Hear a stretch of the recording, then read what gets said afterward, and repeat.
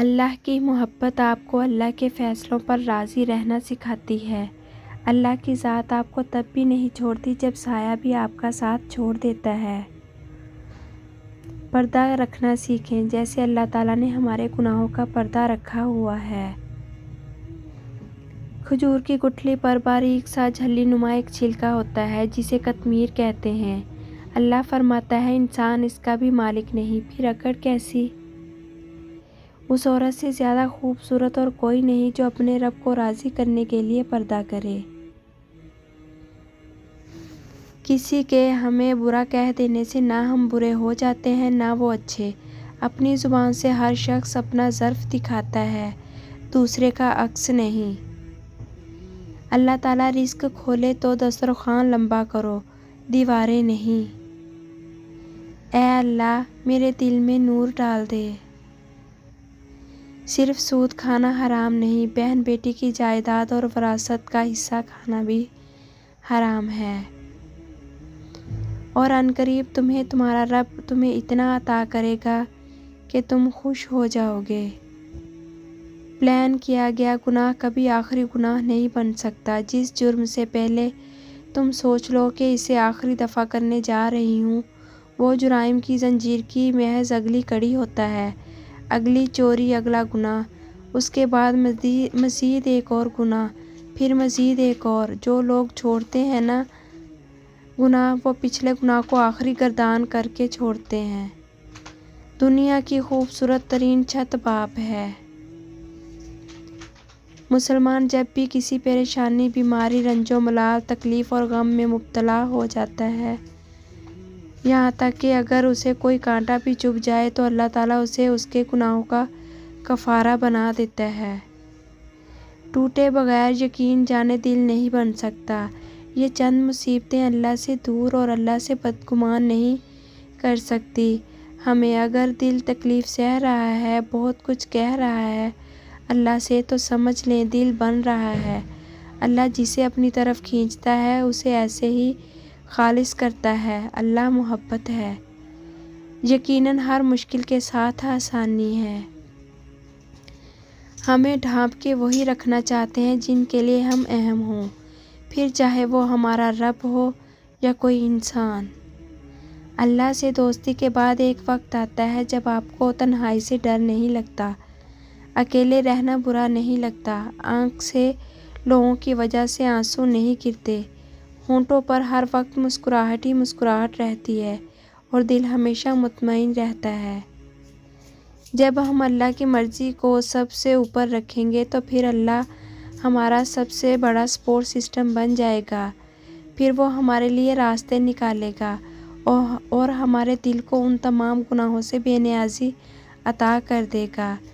میرے رب میں بے بس ہوں، تو میری مدد فرما۔ مجھے نہیں پتا میرے مسائل، میرے مستقبل کے خدشات کا حل کیسے نکلے گا، لیکن مجھے ایک بات پتا ہے کہ مجھے بس اپنے رب پر یقین رکھنا ہے، پھر مجھے وہ ہر اس چیز سے نواز دے گا جس کی مجھے خواہش ہے، کیونکہ معجزے تو یقین والوں کے لیے ہی ہوتے ہیں۔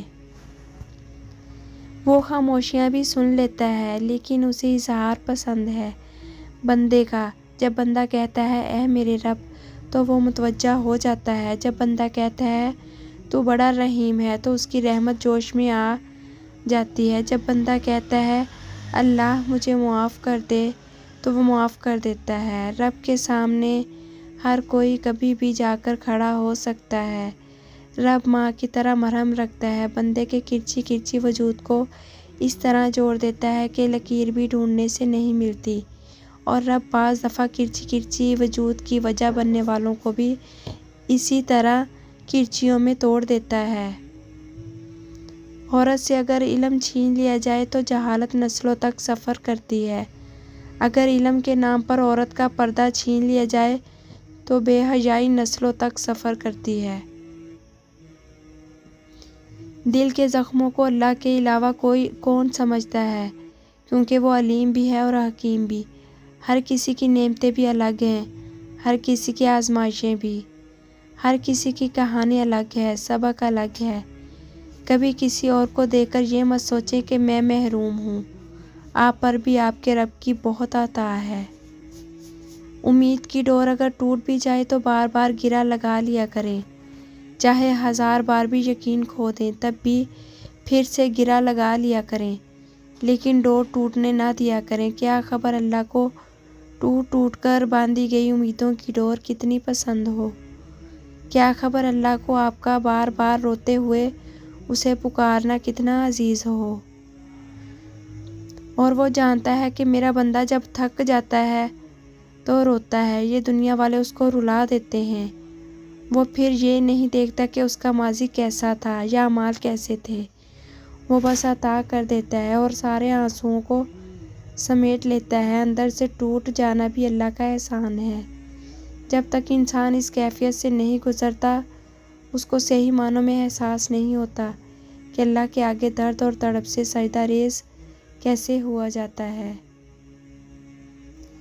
آپ جانتے ہیں کہ سب سے خوبصورت چہرے کون سے ہوتے ہیں؟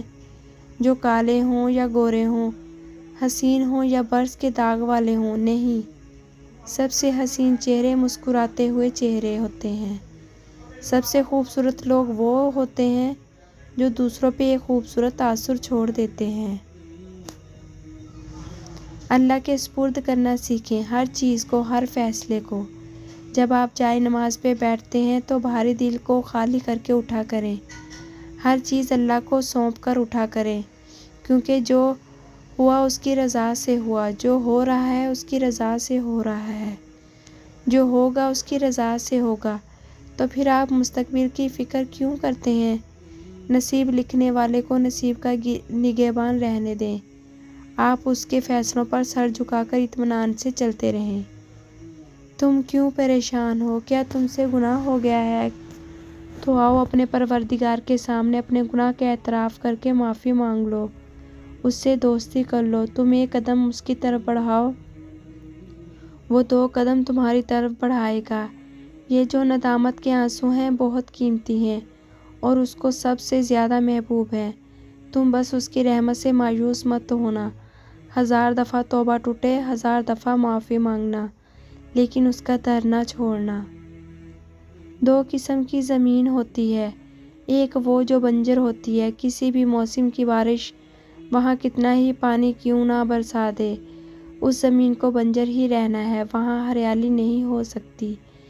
دوسری زمین زرخیز ہوتی ہے، پانی کا ہلکا سا چھینٹا بھی وہاں ہریالی لے آئے گا، مگر ضرورت صرف ہریالی کی تو نہیں ہوتی، اس ہریالی کی ضرورت ہوتی ہے جس سے کوئی فائدہ حاصل ہو، ورنہ ہریالی میں تو زہریلی جڑی بوٹیاں اور کانٹے دار جھاڑیاں بھی شامل ہوتی ہیں۔ توجہ اور احتیاط نہ کی جائے تو زرخیز زمین پر یہ دونوں چیزیں بہت افراط میں آ جاتی ہیں۔